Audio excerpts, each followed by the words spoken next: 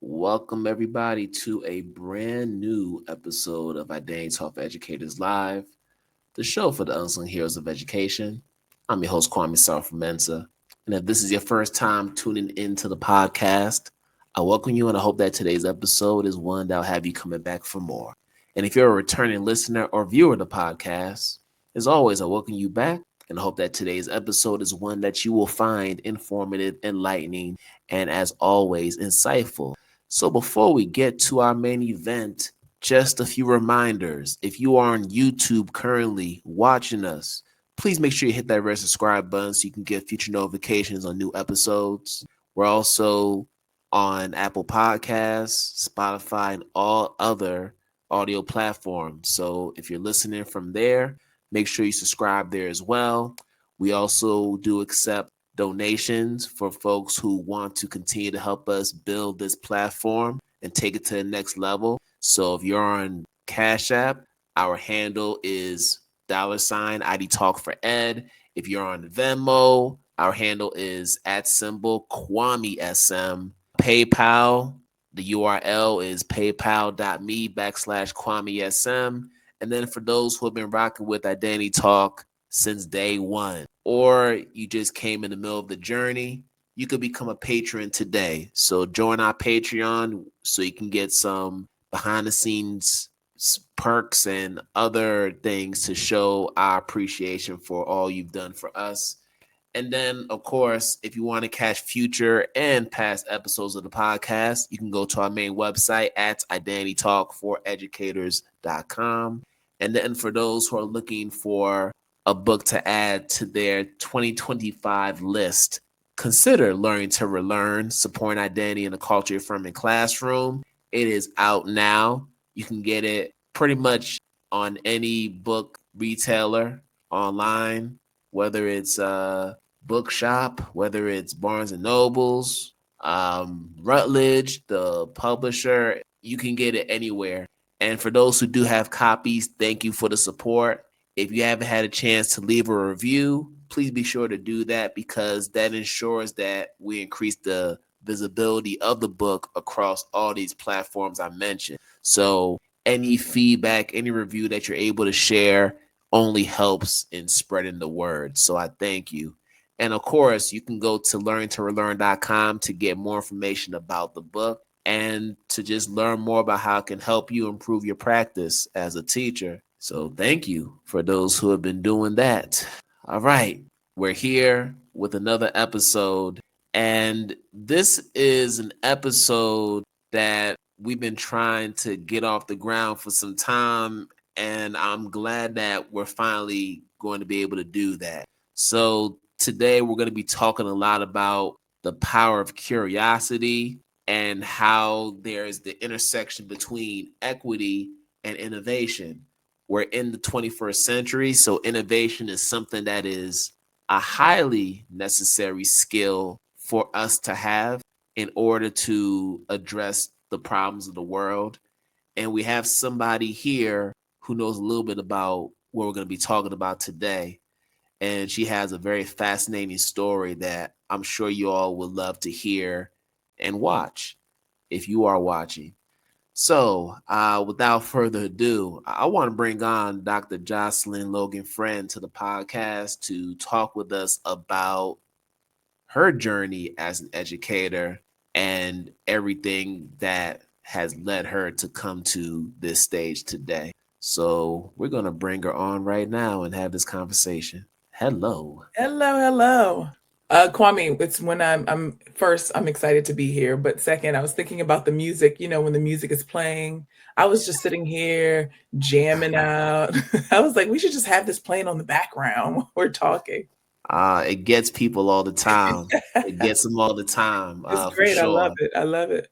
Makes you want to drop some bars on there, You right? know?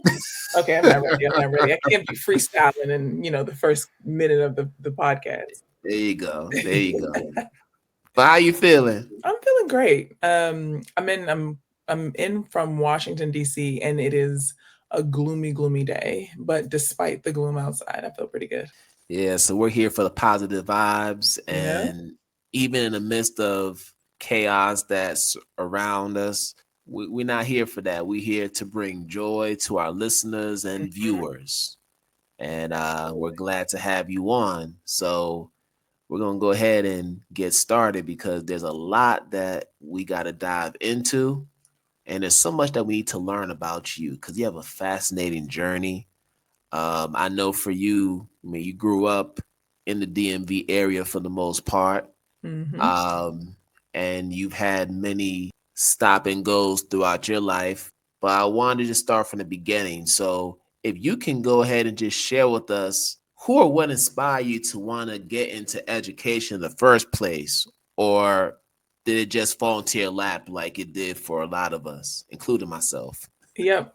What's funny? My both of my parents are educators. My mother is an English teacher, and high school English teacher, and my father held several roles in education. And so, of course, naturally, I was like, never, not me, not ever. I don't want to do anything that my parents do. I'm way cooler than they will ever be. And quite frankly, just like many of us, it actually just fell into my lap. A couple of stories I can think about. There was this one. I was watching a one of those infomercials when I was really young, and it was about a young boy with autism. And special education is one of my specialties. And so I was watching, there was about a young boy with autism, and the parents were having a hard time connecting with him. They tried a number of different ways, but then they enrolled him in this program. And essentially, the little boy would spray water in his mouth with a little water gun. He just enjoyed it. He never really engaged with his parents, but he'd spray water in his mouth. The program encouraged them instead of having trying to get him to come into their world. Why don't they try entering his world?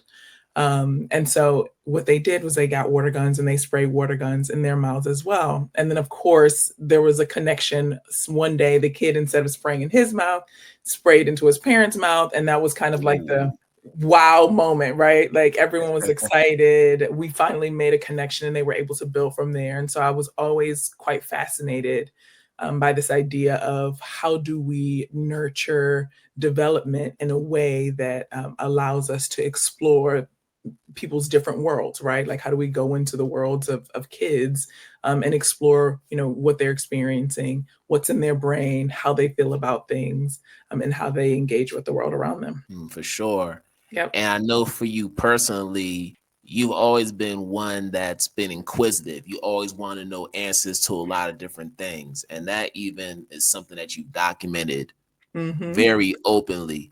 So I want to delve more into that K to 12 schooling. So Yep. outside of you being so inquisitive, were there any instances where you were either having challenges with embracing your full identity Mm-hmm. and being able to show up as your full self, not just in school, but in other settings growing up? Yep.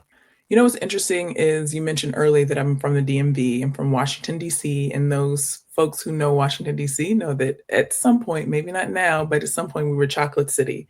So and so I grew up there, and then my parents moved out to Prince George's County, where a lot of Black families moved. In the, PG. I want to say, I know, right? PG County.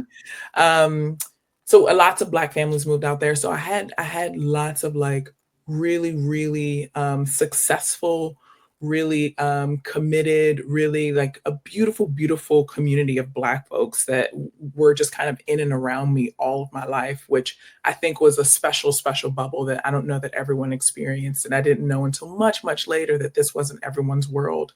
There's another funny story when I want to say in middle school. I think, if I had to guess, I want to say my middle school was 90% Black. And I know identity is more than just race, but in this particular instance, I'm thinking about there was a lesson in class, and the teacher was telling us about minority versus majority, right? Like this is the United States is a majority white country at the time, and Black folks are a part of the minority. And I remember being so confused. I was like, wait, you keep saying minority is the smaller number and that we are the minority. But when I'm in the grocery store, when I'm at the playground, when I'm at school, when like Right.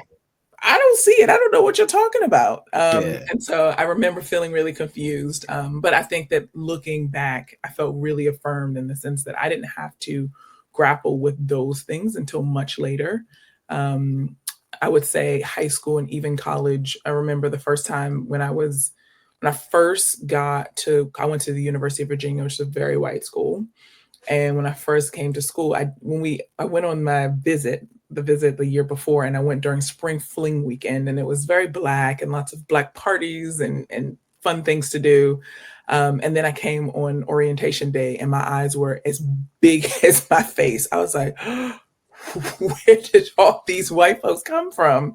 Mhm. And so that was definitely a culture shock for me as someone being from, Washington, D.C. and Prince George's County. Yeah. And then let's talk about college for a sec, because I know for you, you play some ball, A little bit, a little a bit. little bit of ball. And there's a rich tradition in Virginia. So we know one Don Staley, Mhm, proud alum of Virginia, mhm, championship coach, mhm. WNBA Hall of Famer, all that, and Period, then many period, other all of it. great players. Many other great players have come through there. But I want to talk more about some of the lessons you've learned on the court that you were able to carry into the work you do now as an entrepreneur, and even when you were in the classroom. Whenever people ask me about basketball and how it applies to life, I feel like I'm so cheesy. My father always says the same thing, and growing up, always parents are cheesy, and now I hear myself saying the same things. But everything, when I tell you everything, everything. So teamwork, collaboration, everybody having their role and doing their part, regardless of how small or big that is. Everybody's part is meaningful. Everyone's experience is meaningful. Everybody's contribution is meaningful, and using that to fuel how you build a classroom culture, understanding the importance of classroom culture, and like how to be intentional about building the classroom culture and the type of culture that you want, being able to set goals. Goals that are, yes, ambitious, but also are reflective of the people in the space that we're existing in. Basketball, like, understanding those transferable skills. I think sometimes when we look in education, we look at very specific standards, but understanding that, yes, they need to be able to recite their multiplication tables, but what are those things? How do we connect that to real life? Like, how can we make this applicable? How can we perhaps use some transferable skills that they can apply in this particular situation? So I mean, I think that basketball, or playing any kind of team sport, is really impactful in that regard, and it does in fact mirror the classroom. Being able to work in a space and learn and grow. Another thing that I think, I actually made a post about it recently, was productive struggle. So I've heard a lot of people talking about productive struggle, and I'm a fan. I believe in it wholeheartedly. But basketball is one of the reasons why that's the case. It's because I know how terrible I was in the beginning. Every new skill I tried, you try it and you're awful. And you're not awful. I mean, the only time that you stop being awful is once you've practiced it enough. And so, giving kiddos the space and opportunity to be awful at something and to get better, and to, through that process, know how to ask for help, know how to be able to use resources in the environment around you, being able to having that confidence, right, at the end, once you've struggled, when you can look back and say, "Ooh, that was rough there in the beginning," and now to see where you've come. I mean, the kind of confidence that you get through that type of development, is unmatched. So, basketball. What is my father says something like basketball is a life mirrors basketball, basketball mirrors life, or something like that. But my dad thinks basketball is everything, but there's some lessons we can learn from it for sure. Yeah, many lessons, I'm sure of that. So you're mentioning productive struggle, and as a math teacher, this is a term that we hear a whole lot. So Mhm. I know what that means in that context. But I'm wondering, in your opinion, given the ease of accessibility to these emerging technologies that have come up in recent years, do you believe that it's more difficult than ever to engage kids in productive struggle, given the fact that everything's so accessible to them at this time? That's such an interesting question. I don't think so. I think that we just have to kind of look at it differently. I'm a believer, like you said, talking about curiosity is just, ask more questions. And so I think that kind of the process of productive struggle requires us to ask more questions. And so if there is, for example, accessibility, I think, people are always talking about Chat GPT and how it's banned in all the schools. ChatGPT is a resource, and I know that people are saying that over and over again, but it's a resource, and newsflash, it's not going anywhere. It's only going to get better, and Just we use it can't. today. Correct. We can't be the folks of the era before when we were afraid of the internet because we thought that all the kids would get the answers. Remember, we thought that? Yeah, they have access to the answers, right? Like they do. But what are the questions that we're asking them? How can we change the types of questions we're asking them so that they can use ChatGPT or other AI sources like that as a resource instead of the source? Yeah, for sure.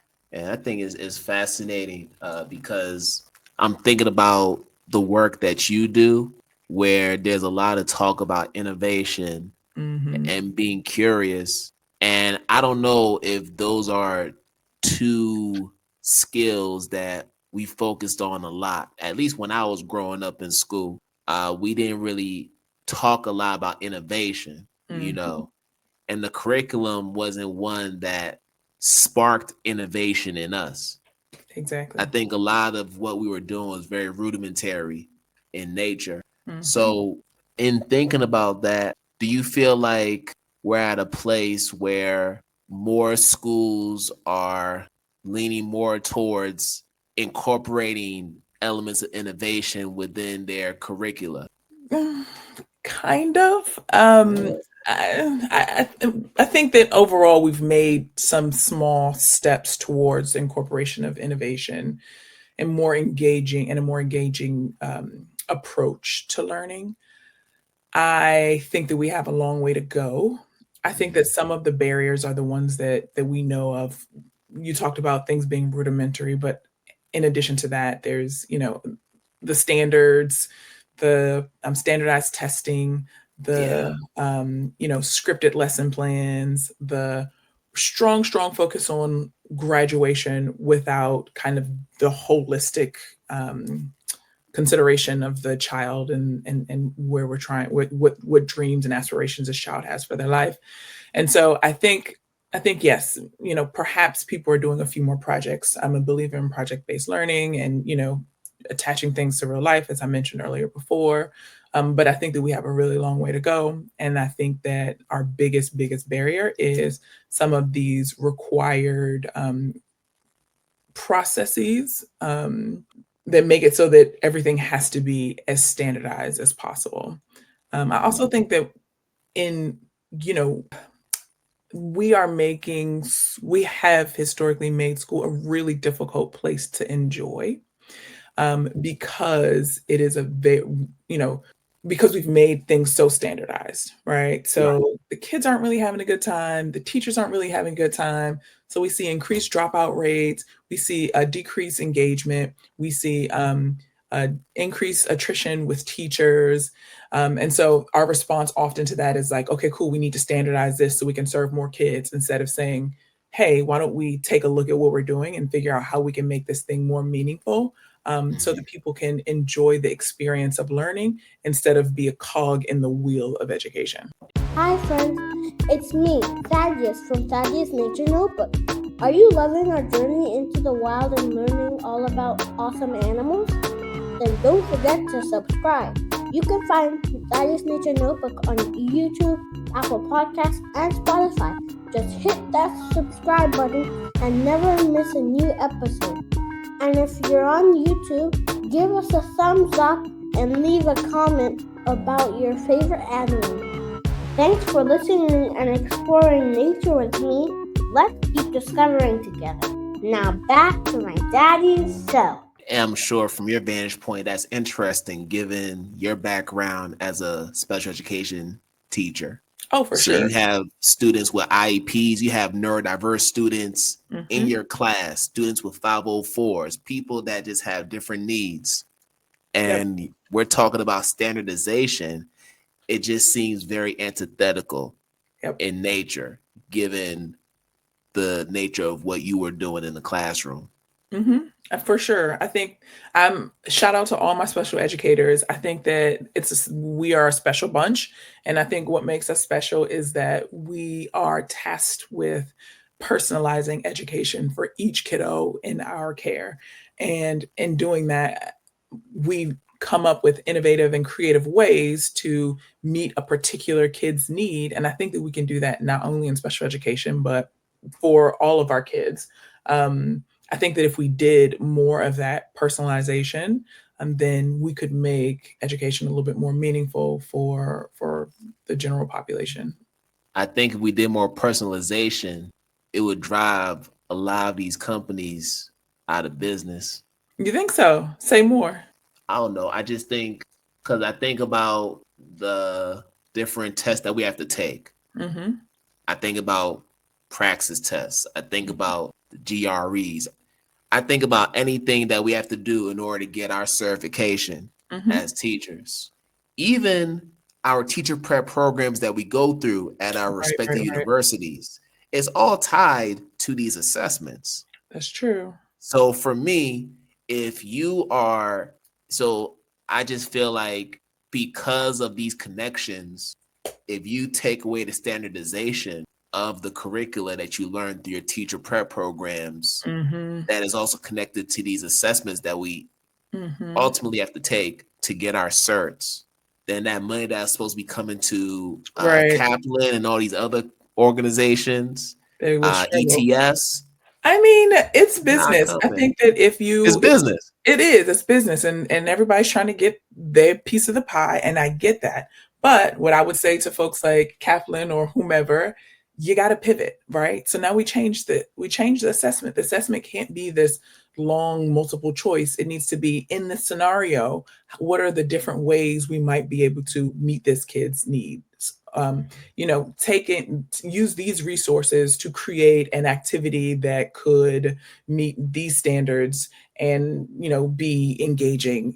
I think that the assessments would have to change, the teacher prep would have to change, and some people would be able to pivot and make it happen. And unfortunately, some would go down, making space for those who are new and have new ideas. It's business, and I think sometimes we live in a capitalistic society, and I think we have to recognize that, and it just kind of is what it is. And I think that these companies have benefited from education staying the same. I think it would be a costly pivot for them. And so there is interest to keep things the same. But I think that becomes our role, right? Like, our teachers our kids aren't doing well. Their results aren't great. Even in this standardized world, even in this world where we're pushing a lot of them through to the next grade, they're still not doing well. No one's enjoying themselves in the school building. And people don't have the tools and the skills that they need to be able to build the lives that they want to live. So we've got to fight the good fight. So you're seeing these trends as a special education teacher, but also as someone who is in leadership as well. And then ultimately you find yourself abroad. So I do want to talk about your time abroad, because it had to shape some of those thoughts that you were already having as an educator. So if you could just share a little bit about how that time away from the States really helped to broaden your perspective on what it means to do this work that we love called education. Yeah. We talked earlier, curiosity, that's my jam. I always talk about staying curious. In order for me to be able to apply my skill set as an educator abroad, I had to be really curious. I was walking into a context that was different from the context that I was accustomed to. It had many similarities, but also lots of differences. And so I think I approached it with a very curious perspective, and I asked a wild number of questions. I did a wild amount of research to understand the context that I was walking in. And so, I've grown to lean into that. And we were talking about personalization. Personalization is not just, tailoring something to an individual's needs, but like this classroom is going to look different than the classroom next to it. This school is going to look different than the school next to it. This education system is going to look different to this one. It has different needs. The context is different. The resources are different. The compliance requirements are different. Like all of the things are different.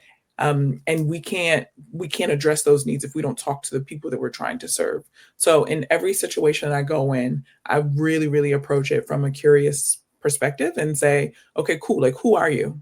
What's worked for you thus far? What hasn't worked? What are some challenges? What resources do you have? What time does most people get off work around here? How long does it take you to get to school? And then starting to build out a solution. I think one of the things that we've done wrong is, again, with the standardization piece, we say, okay, cool. Here's a list of 100 evidence-based practices, and surely they'll work for everyone. Wrong, they won't. Like I believe in that, in collecting data and using that data to inform practice. However, we also have to consider that every time we walk into a new situation, every single time, there's a context that we need to consider in order to come up with a solution that actually applies. And given what you just shared, you came up with a solution that I think is going to help a lot of people. So let's talk about Logan and Friends, because that's why we're here, right? Yeah. You saw all that was going on. You saw that there were a lot more curious kiddos that just wanted to gain more knowledge and just know more about what's happening around the world. Mm-hmm. And you saw that there were opportunities to create and bring forth different things that don't even exist right now. So I want to give you a chance to just share about how you arrived at Logan and Friends. How did your company start, and what are you looking to achieve through Logan and Friends? Yeah. So honestly, I started Logan and Friends a little bit out of frustration. I was working within the education system. I was a teacher. I was a school leader. I helped build school models. I coached principals. I was an instructional coach. I helped build a virtual school. I worked at the U.S. Department of Education. You did it all. I've been in, up, around, all over education. And I'm just like, is it different over here? Is it different over here? What's going on over here? And I'm getting a lot of the same, a lot of this kind of like standardized approach where I just don't feel like kids are being prepared to be able to meaningfully contribute to their own lives and the community around them. So I started working on a framework. And the other thing that I understood is that there are lots of frameworks for teaching. So here, I'm going to tell you how to teach. But what we worked on is a framework for learning. What does learning look like, and how do we measure that, and how do we support it in a way that is meaningful to kiddos and to people who work with kiddos? It's called the ECI framework, and we leverage three things in ECI. It's equity, it's creativity, and it's innovation. We always start with equity because we have to have access to opportunity, to resources, to knowledge, to information, to psychological safety. We have to have kiddos who are self-aware enough to be able to say, hey, this doesn't work for me. I know who I am and I know what I need. This works for me or this doesn't. And so once we can develop that kind of foundation, then we can move on to something that is much more creative, which is, how do they play and get messy? How do they explore, experiment? What does it look like for them to be self-expressive? That's when you start getting kids and they start dyeing their hair and, getting moody and wearing kind of all black, right? Because now they're starting to be expressive because they're trying to figure out kind of who they are and what their contributions to the world are. And then we move to innovation because now that they identified, themselves and how they express themselves, now they can start to solve problems. They can say, hey, this is how, this is what I see in my world. This is my perspective. This is my experience. These are things that I've experimented with. These are my strengths. And now I can apply that to this challenge so that we can then change either my life or, the life of those around me. So the framework is our bread and butter. Based on the framework, we create solutions. So sometimes it's, something like consulting, teacher training, coaching. Often it's products. So we have a set of conversation cards that, we use to shape the future of learning. We're working on a journal that goes with those conversation cards. And we're also doing a trip called Adventure 2025 to Cape Town. So we're taking 20 to 25 teachers to Cape Town. And we're going to put on the best camp that you ever want to participate in. And we're going to do really fun Cape Town things like go to safari, drink yummy wine, and see the beautiful views. Oh, that's amazing. And I'll be very close by, so who knows? I might have to just I know I should just get you. hop on over. Honestly, if you can, I'm gonna have to look at the flights and see if I can make this thing work. Yeah. We would love to have you. Yeah, it would be great to be in Cape Town in general, but also to be around some other educators too.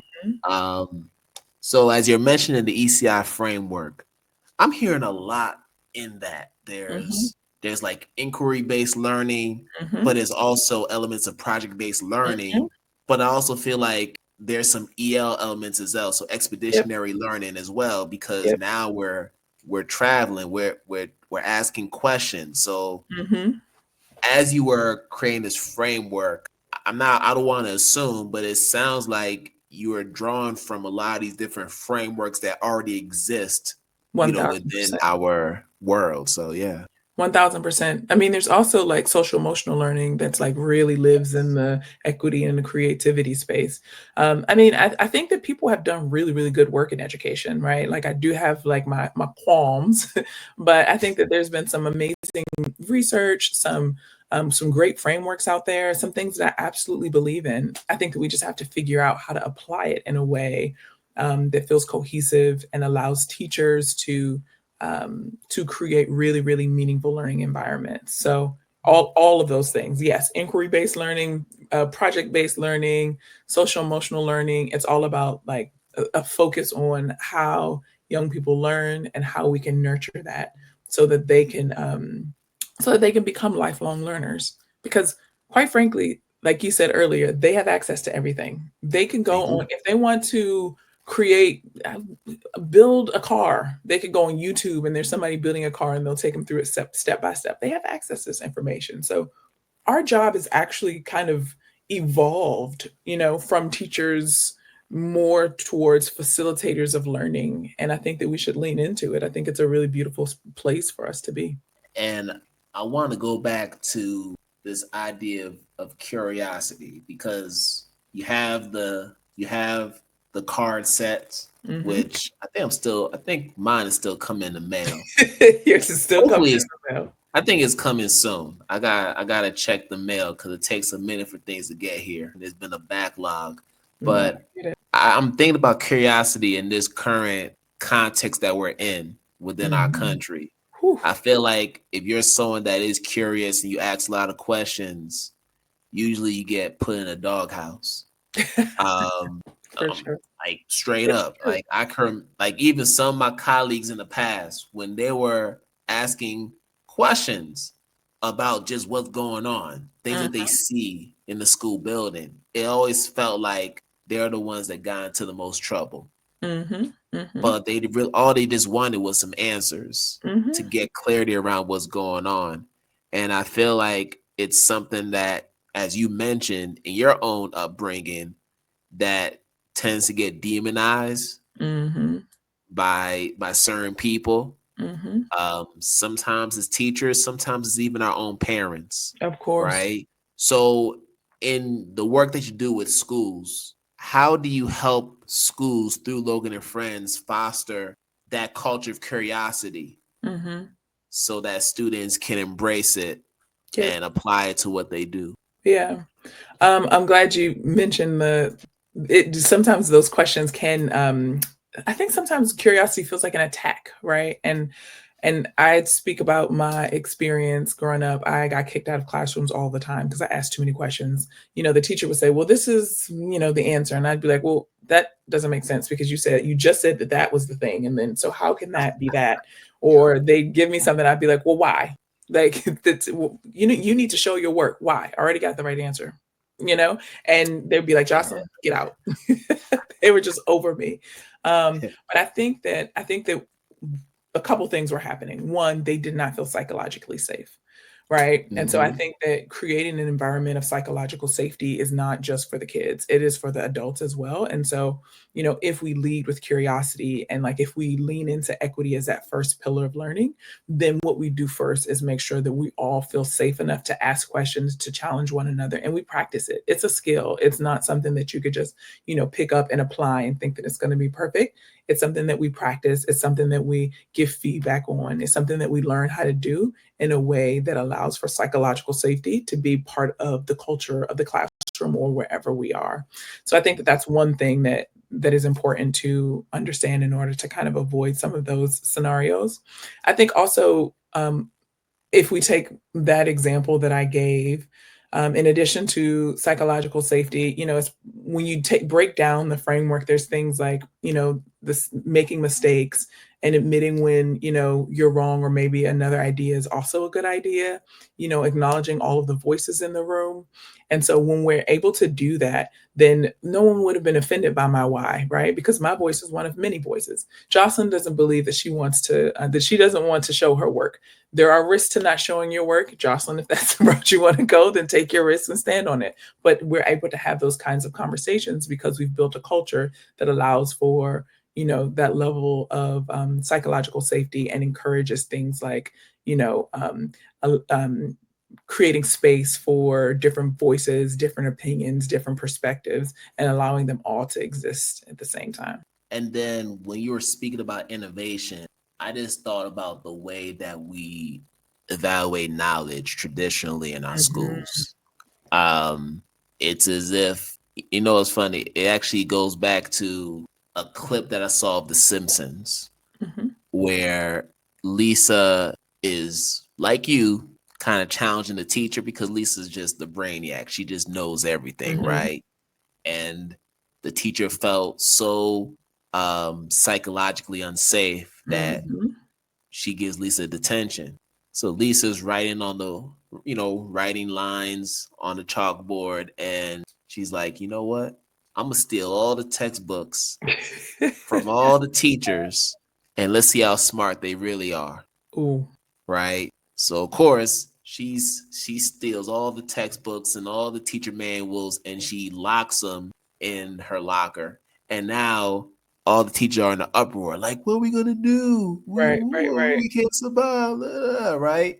But I mentioned this because when we think about innovation, usually students who deviate from what's considered the norm, students who always like to seek a different path, they're the ones that end up getting into the most trouble. They're the ones who end up getting suspended. They're the ones who end up not getting the most stellar grades, but yet as they grow up, they're the ones who are entrepreneurs. They're the ones who are the leaders of the world. They are. So I'm wondering, when we talk about innovation and thinking about the work that you do, how are you able to help schools see that connection between innovation and the possibilities that it provides for students that they're serving? Yeah. Whenever I say innovation, people always think, okay, cool, we're going to have like a interesting new iPad thing in our classrooms. And right. It don't have to be that deep. Right. They're just like, okay, cool. Like here's, the kids are on the computer, so it's an innovative classroom. But that's not where we go when we think about innovation. Innovation is a tool for learning, right? So it's a part of the process. How do we use innovation as like as one of the skills that allows kids to create things and solve problems? And you mentioned earlier, you said something about like how we measure knowledge, right? We talk about those standardized tests. I think that is the key. Like, what are we trying to accomplish here? And I think people argue, what is the purpose of education? People talk about this all the time. And the way in which our schools are structured, the purpose is to who listen and follow directions, who can pass a test and continue to progress and ultimately get a degree. But if we shift that and start to measure other things, like their contribution to the space around them, whether it's like something very emotional and personal and like something like empathy, or something like, oh, this was a problem and they were able to solve it. If we start to say, okay, cool, how many problems are they able to solve? How many times were they able to create something new? How many times were they able to actually test this thing in real life and then come back and reiterate and make something new? Then I think that we can get to a space where we can measure how, and I don't want to use the word success, but we can use another measurement for what good looks like in the classroom and for a successful school. So this season, Identity Talk for Educators Live will be including ad spots for businesses, products, and events that are adding significant value to their communities. And here's the catch: you don't have to be an educator or an education-based business to be a part of this. We're looking for people who are just doing great work in the community, and we want to use our platform as a way to amplify their work. So if you are an entrepreneur or you know of an entrepreneur who is doing just that, bring them in our direction. Have them reach out to us. If they want to learn more about their ad spots and how they can get themselves promoted on this platform, they can contact myself, Kwame at identitytalkforeducators.com. I'll say it one more time. It is Kwame at identitytalkforeducators.com. Hope to hear from you, and let's keep on amplifying our work and building each other up.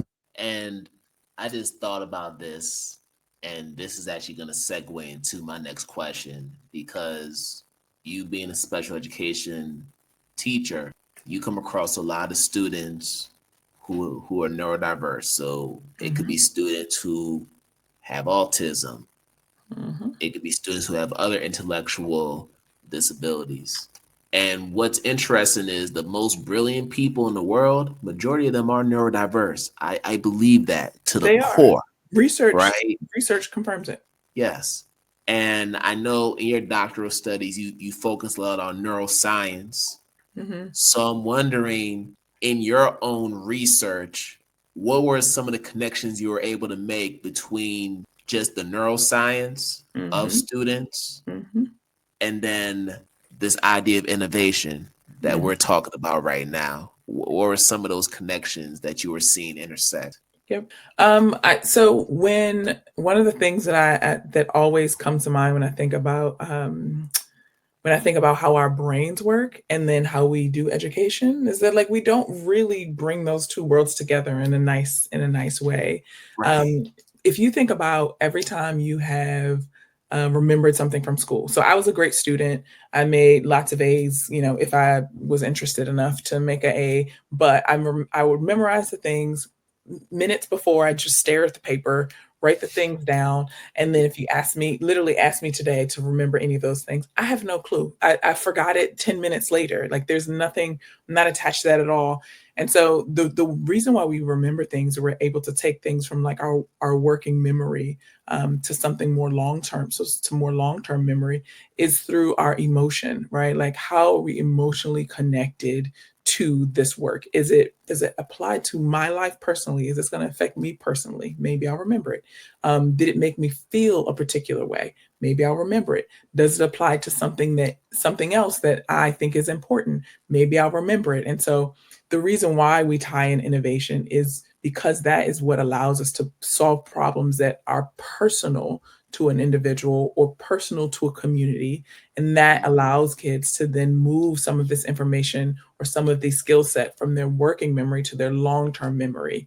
Anything to this day, I have tons of bits of knowledge that I've over my 41 years of living, that I've collected over time, right? And all of those things are tied to, most of it is tied to the work that I've done with students. I can give you story after story after story. And the reason is because it made me feel something. I felt proud when this kid was able to accomplish this. And I remember what I did to feel that way.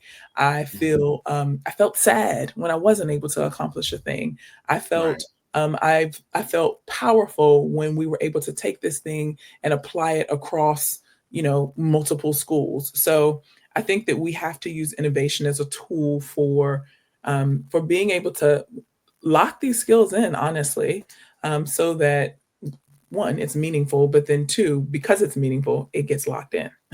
That's interesting that you mentioned that, because I've always told people when you go through school, you forget 90% of what you learn. 90, if not 90% of 99. what you learn. Like, what I always remember is the way that my teachers made me feel. That's what stays in my mind. Mm-hmm. The best teachers that I had throughout my K to 12 are the ones that made me feel good. Mm-hmm. And that's what has carried me into adulthood, Yep. were the lessons that Mm-hmm. I gained from them. Absolutely. So there was a level of psychological safety that they were able to provide to me that allowed me to have these memories. Mm-hmm. So when we're talking about innovation, students aren't going to feel comfortable innovating unless there's a psychological safety within that classroom environment that gives them the license Exactly. and the freedom, the liberation to innovate. Exactly. Absolutely. I agree wholeheartedly. I think one of my one of my favorite teachers failed me. It was chemistry. I was in high school and she failed me. And I came back. I was like, "Hey, can you sign off my paper? I want to take AP chemistry with you." She was like, "Jocelyn, you didn't pass regular chemistry." I was like, "I know, but I like it. So I want to sign up." And it was just because the teacher, she wasn't an overly sweet teacher. She was just a very good teacher who who challenged you, gave you space to make mistakes in a safe environment, and allowed you to solve problems.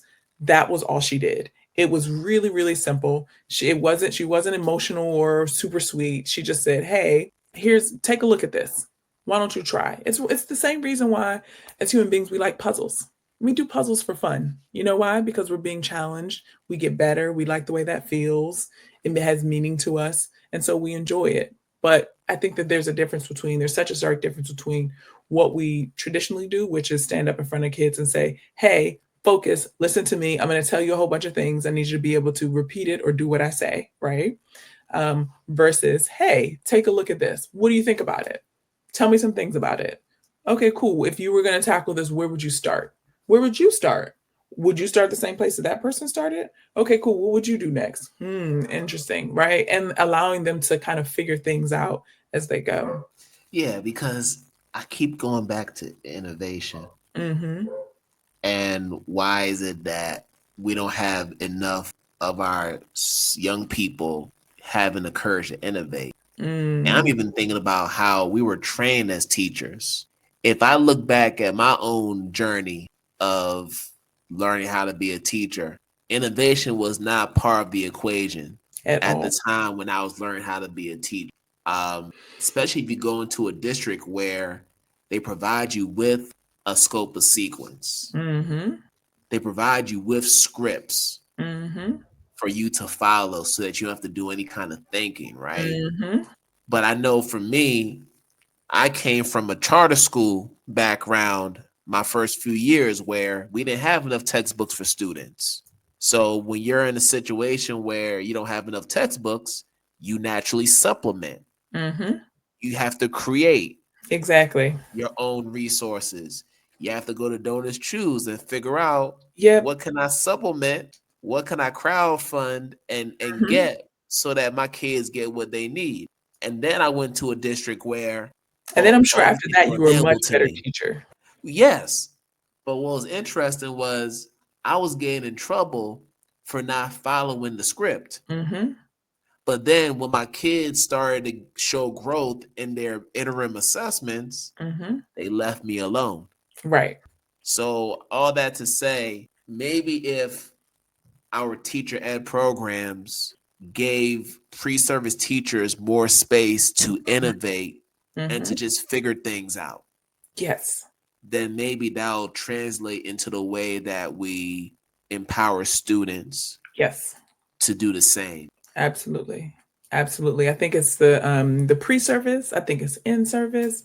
I think even the kinds of conversations that we have with teachers, we ask for such compliancy things. And I'm like, yeah, sure. Okay, cool. Like, I don't know, is the objective on the board? I'm not saying the objective isn't an important thing.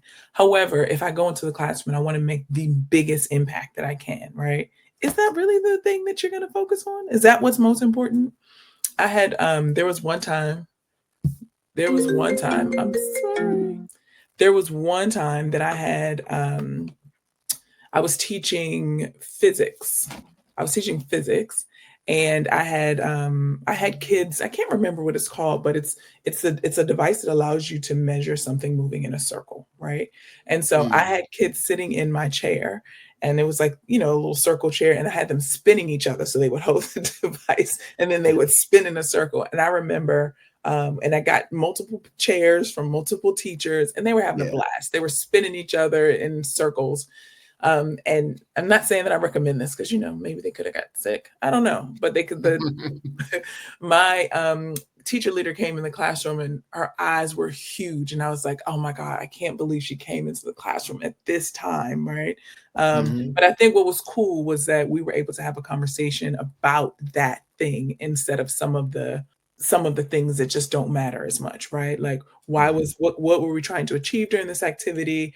Why was it impactful? How did the kids feel about it? Because very often we don't ask kids about how they feel about the thing. What was their experience like? And so I think that we've got to continue to rethink or not even rethink, like we've got to incorporate things like innovation into the classroom. When kids see us problem solving, when they experience us making mistakes, when they see us learning and growing, then they feel like they're able to make mistakes, experiment, learn, and grow as well. Yeah, that's definitely the key. And to wrap up this beautiful conversation, I do want to ask you this. In thinking about your own journey and what you're continuing to do with Logan and Friends, how do you stay true to the teacher in you? I love that question. I think a couple ways. I try to do things like really practical things like work from a school. So I don't work in schools right now. So I try to work from a school, and I try to spend a lot of time with teachers, understanding their experience and the different experiences of teachers. I try to share my story as much as possible, so that there's an opportunity to reflect on it and being able to leverage some of those experiences in my day-to-day work. So I'm always going to be a teacher. When people ask me, what do I do? I mean, at the end of the day, I'm a teacher. My whole goal is to support the learning and development of young people, and I will continue to creatively and aggressively seek out opportunities to do that. Yes, you will. And I thank you for continuing to do the work that you're doing. And of course, I can't let you go without letting people know how they can continue to connect with you on social media. And please feel free to share more about Logan and Friends and some of the services you're offering through that. Sure. Logan and Friends is a community, so you can always find us at loganandfriends.community. That is our Instagram handle. We're also on Threads. On LinkedIn, we're on LinkedIn as Logan and Friends. Our website, same thing, loganandfriends.community. If you want to email us, hello@loganandfriends.community. So you'll always find us there. Two things, if you're interested in coming to Cape Town, then reach out, because it's going to be an amazing trip if you want to know more. And then for the entirety of Black History Month, so for all of February, the one more question conversation cards are on sale for $12.09 in honor of my grandfather, who was a Black inventor, and he was born on December 9th. Wow. Yes. Oh, that's awesome. Yeah. That's awesome. Yes. Make sure y'all get a card set. Yeah. Get a card set. Yes. loganandfriends.community. Check out the website. Lots of cool information. Lots of innovative things going on. Jocelyn, thank you so much. Thank you. Thank you. Thank you for So having glad me. we're able to finally have this Absolutely. conversation. Absolutely. And I know you're still training for a marathon, right? Half. Half marathon. Half marathon. All right. Half. That's still something. It's still something. It's still something. I'm still sore every Sunday.